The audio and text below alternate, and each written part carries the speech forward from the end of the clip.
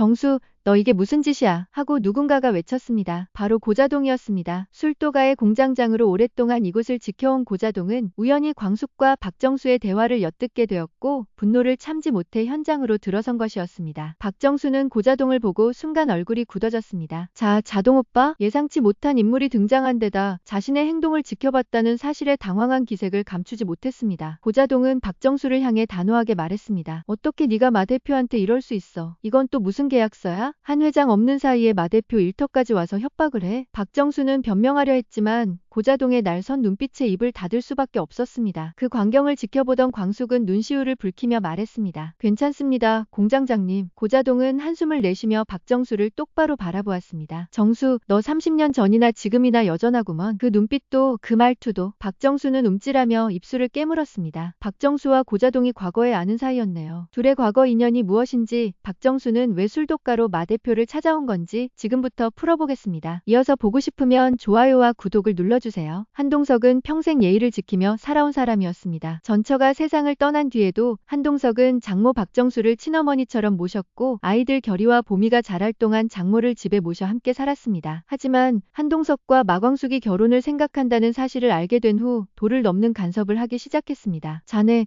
실컷 연애하게 내가 반대할 이유는 없네. 그러나 결혼은 안 될세. 한 집안의 가장으로서 아이들에게 막걸리 만드는 여자를 새엄마로 들이는 일은 있을 수 없네. 한동석은 차분하게 박정수에게 말했습니다. 장모님, 광숙씨 정말 괜찮은 사람입니다. 돈을 보고 접근한 것도 아니고 아이들과도 잘 지낼 수 있는 사람이에요. 하지만 박정수는 냉정했습니다. 말은 듣는 척했지만 이미 마음을 닫고 있었고 한동석의 말은 공허하게 허공을 맴돌았습니다. 박정수는 단호했습니다. 말로는 반대하지 않는다고 했지만 이미 한동석의 감정과 판단을 모욕하고 있었고 그 속에는 냉정한 계산과 불신이 깔려 있었습니다. 박정수는 자신의 딸이 사별한 이후에도 한동석이 끝까지 예를 다해왔다는 것을 누구보다 잘 알았습니다. 하지만 박정수는 먼저 간딸 대신 마광숙에게 한동석의 시선이 향하는 것이 두려웠고 불쾌했습니다. 그 두려움은 곧 행동으로 이어졌습니다. 박정수는 직접 마광숙이 있는 독수리 술도가로 찾아갔습니다. 서류 봉투 하나를 손에 든 채 광숙 앞에 선 박정수는 냉담한 목소리로 말했습니다. 마광숙 대표, 그렇게 우리 사위랑 결혼이 하고 싶나? 마 대표랑 소개팅한 남자 말로는 돈 때문에 우리 한 회장한테 접근한 것 같던데 내가 섭섭지 않게 챙겨줄 테니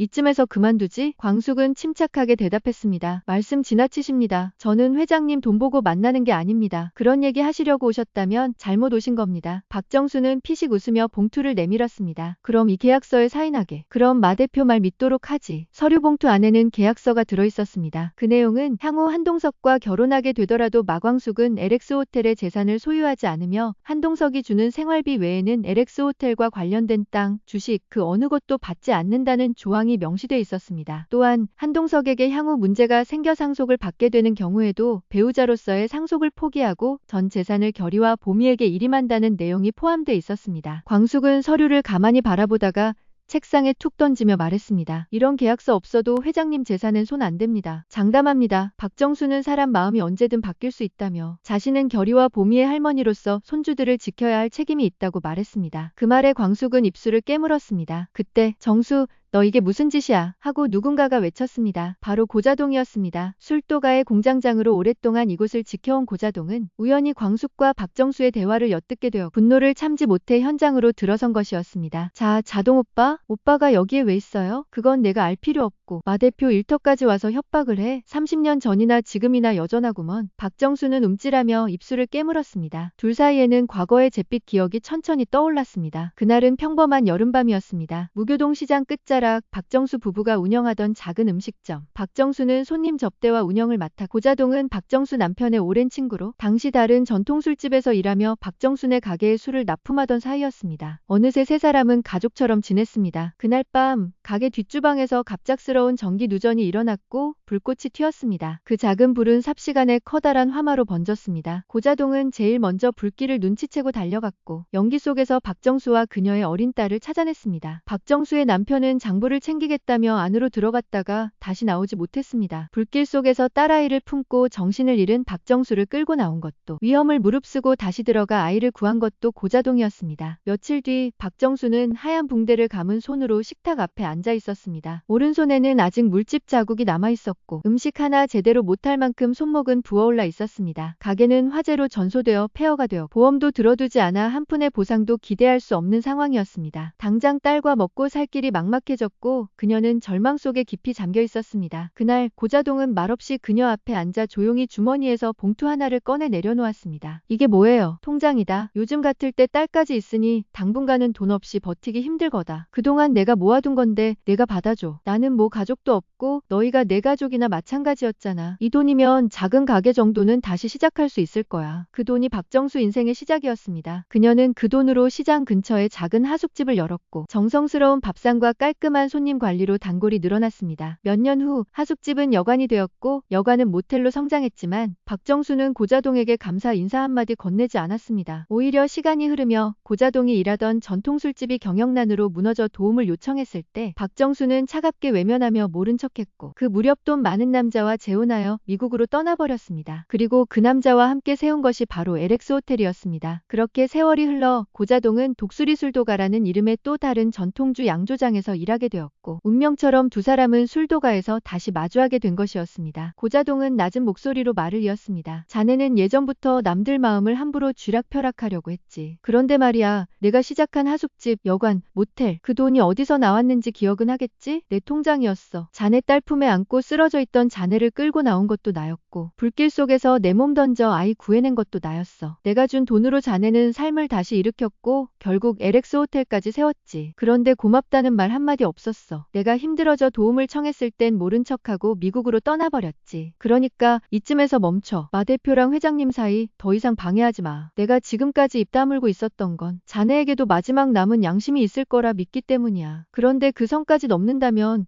나도 더는 가만히 있지 않을 거야. 자네가 어떻게 LX 호텔 시작했는지 세상 사람들에게 알릴 거야. 그러면 LX 호텔이 쌓은 선한 기업 이미지, 손주들에게 늘 멋지고 자상한 할머니란 자리 유지할 수 있겠어? 광숙은 말없이 두 사람을 바라보다 고개를 숙였습니다. 고자동은 광숙에게 말했습니다. 마 대표, 이런 계약서에 휘둘릴 필요 없어. 한 회장과의 사이에서 빠져야 할 건 전 장모 아니겠소? 그 말을 듣고 박정수는 고개를 숙인 채 떨리는 목소리로 말했습니다. 아니에요. 자동 오빠. 제가 그렇게 떠났던 건 맞아요. 하지만 그게 전부는 아니에요. 저 정말 마음에 빚을 안고 살았어요. 늘 오빠 생각이 나서 몇 번이나 찾아보려고 했지만 이미 연락도 끊기고 주변에서도 오빠 소식을 들을 수가 없었어요. 박정수는 눈가를 훔치며 말을 이었습니다. 오빠를 도와주고 싶었지만 재혼하는 입장에서 의리잖아요. 쉽게 돈을 빌려줄 수가 없었어요. 변명처럼 들리실 수도 있겠지만 정말 마음에 빚을 안고 살았어요. 진심으로 죄송하고 감사해요. 고자동 오빠. 고자동은 잠시 눈을 감았다가 조용히 입을 열었습니다. 그래, 내 친구를 봐서 네가 나한테 한 짓은 그냥 넘길 수 있어. 하지만 마광숙 대표한테 한 건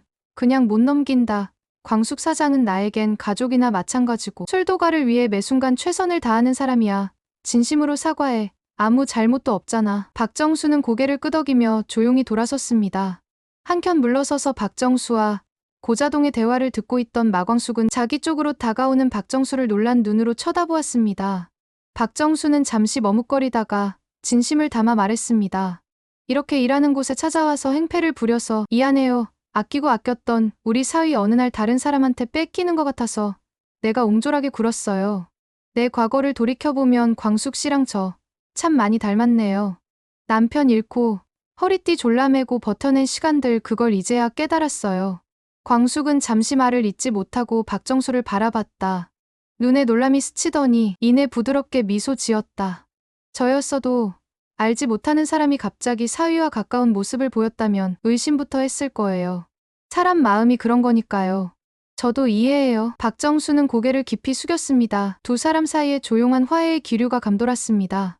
긴 시간 쌓였던 오해는 서서히 풀리면서 마광숙과 고자동 박정수가 담소를 나누던 찰나였습니다. 공장 쪽에서 뛰어온 직원이 숨을 헐떡이며 외쳤습니다. 큰일 났습니다. 신라주조에서 우리 납품처 두 군데를 통째로 빼갔습니다. 두 쪽으로 넘어간다고 계약 파기 통보가 왔습니다. 마광숙은 얼굴이 굳었습니다. 고자동은 자리에서 벌떡 일어섰습니다. 그뿐만이 아닙니다. 우리 술 납품하던 업체 두 곳도 신라주조랑 계약했다고 통보했습니다. 지존 발송 물량은 전량 반송되고 보관 창고에서 술을 반출하지도 않겠답니다. 폐기하라고까지 합니다. 마광숙의 얼굴은 창백해졌고 고자동도 주먹을 불끈 쥐었습니다. 이건 단순한 견제가 아닙니다. 독고탁 그 사람이 노골적으로 술도가를 말려 죽이려는 수를 둔 것입니다. 그때 옆에서 조용히 듣고 있던 박정수가 입을 열었습니다. 제가 처리하겠습니다. 직원들과 마광숙 고자동이 일제히 박정수를 바라보았습니다. 지금 당장 납품 못하게 된 물량 있죠. 전량 LA 수용하겠습니다. 제 비서에게 연락해서 물류팀 연결하라고 하겠습니다. 냉장 창고도 확보할 수 있습니다. 폐기 걱정은 하지 마세요. 박정수는 즉시 전화기를 꺼내 들었습니다. 조 비서 지금부터 내가 말하는 거 그대로 메모하세요. 첫째, 술도가에서 곧바로 LX 호텔로 납품 가능한 술 리스트 정리해서 구매부로 전달하세요. 둘째, 물류팀에는 긴급 대응 요청해서 보관 창고 임시 사용 승인받도록 하세요. 잠시 말을 멈춘 박정수는 연락처 목록을 뒤적이다가 한 인물에게 전화를 걸었습니다. 오 이사님, 저 박정수입니다. 도움이 필요한데 그쪽 원재료 수급처 다시 조정 가능하겠습니까? 독수리 술도가로요. 우리 쪽에서 조건 맞춰드릴 수 있습니다. 네, 감사합니다. 박정수가 전화를 끊고 돌아섰습니다. 이제 어느 정도 정리될 것입니다. 며칠만 버티면 원재료도 다시 수급 가능할 것입니다. 우리 호텔 구매팀이랑도 이야기해 볼 테니 독고탁이 빼앗아간 납 우리가 다시 가져올 수 있습니다. 마광숙은 말문이 막힌 듯 한참 동안 박정수를 바라보다가 천천히 고개를 숙였습니다. 감사합니다. 정말 이렇게까지 해주시다니. 고자동도 깊게 숨을 내쉬며 박정수의 등을 두드렸습니다. 정수야, 정말 고맙다. 아니에요. 오빠, 제가 오빠에게 받은 것과는 비교할 수 없는 거려. 앞으로 독수리 술도가를 위협하는 사람이 있다면 제가 절대 가만히 있지 않을 거예요. 그렇게 한동석의 장모는 위기의 한복판에서 뜻밖의 구원자가 되었습니다. 며칠 전 술도가에 닥친 위기는 한동석에게도 곧장 전달되었습니다. 급작스러운 납품처 계약 파기, 원료 수급 중단, 보관 창고 압박까지. 그 와중에 LX 호텔이 나서서 술도가를 구제했다는 소식을 들은 그는 놀라움을 감추지 못했습니다. 직접 물류팀과 구매부의 지시를 내린 사람은 다름 아닌 박정수였습니다. 한동석은 그 얘기를 듣고 LX 호텔의 응접실로 박정수를 초대했습니다. 장모님, 정말 감사드립니다. 술도가 일에 적극적으로 나서주셔서 덕분에 숨을 돌릴 수 있었습니다. 호들갑은 내 잘못, 내가 바로 잡아야지. 자동오빠 없었으면 나랑 우리 딸 벌써 그때 세상 떠났을 거야. 그래도 정말 존경스럽습니다. 그 어려운 상황에서도 포기하지 않고 다시 일어나셨고 그 밑에서 저희 호텔이 탄생한 거니까요. 제가 그 이야기를 듣고 나니 장모님이 얼마나 강하신 분인지 새삼 느꼈습니다. 알아줘서 고맙네. 사실 난 널 그냥 사위라고 생각한 적 없어. 내 아들 같았어. 너 우리 딸이랑 결혼했을 때도 참 든든했거든. 마 대표 책임감 있고 좋은 사람인 듯해. 결이와 보미에게도 따뜻한 엄마 역할 해줄 거라 믿어. 마 대표와의 관계 진심으로 응원할게. 감사합니다. 장모님, 걱정하실 일 없게 제가 더 노력하겠습니다.